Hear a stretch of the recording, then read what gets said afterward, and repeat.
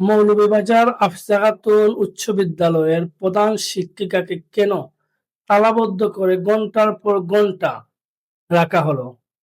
ওনার অপরাধই বা কি ছিল?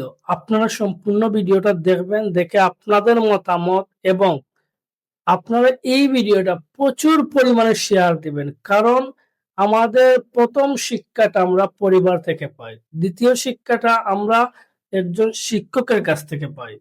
কিন্তু একজন শিক্ষকের সাথে যদি এই ধরনের ঘটনা ঘটে, অবশ্যই আপনারা সত্যটা যাচাই বাছাই করা উচিত। এজন্য এই ভিডিওটা সম্পূর্ণ দেখবেন।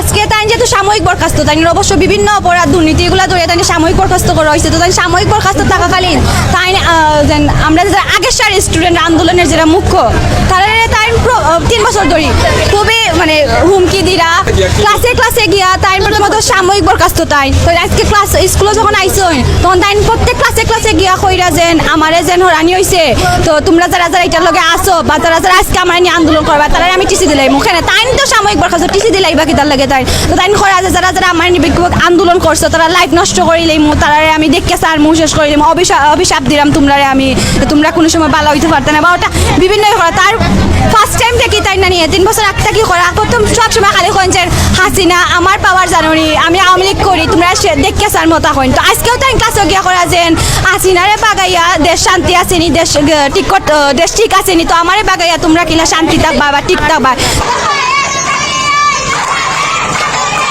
আমরা চাই তার স্থায়ী বরখাস্ত হতে, কারণ তিনি অনেক স্টুডেন্টের জীবন নষ্ট করছে। একটা স্টুডেন্টের একটু আগে অন্যজনকে দিয়ে পাঠাইছে, বলছে তুমি যদি আন্দোলন করো তাহলে তোমাকে গুম করে ফেলবো, মানে থ্রেট দিছে। এটা আজকে গিয়া প্রত্যেকটা ক্লাসে গিয়া মানে স্টুডেন্ট সকল তরে তাই হুমকি দিছেন, কইছেন যে কিতা ভুলবশত এটা বলে ভুলবশত বুঝানি হয়েছে, তারপরে আরো কতটা আমরা কইছেন যে টিচারের বিপক্ষে যদি আমরা যাই আমরা বলে জীবন ধ্বংস হয়ে যাব, অভিশাপ লাগবো। তারপরে যদি অনেক লোক কইছেন তার বিপক্ষে গেলে বলে টিসি দিলাইবা অত কইছেন। আমরা ক্লাসে গিয়ে অত কইছি।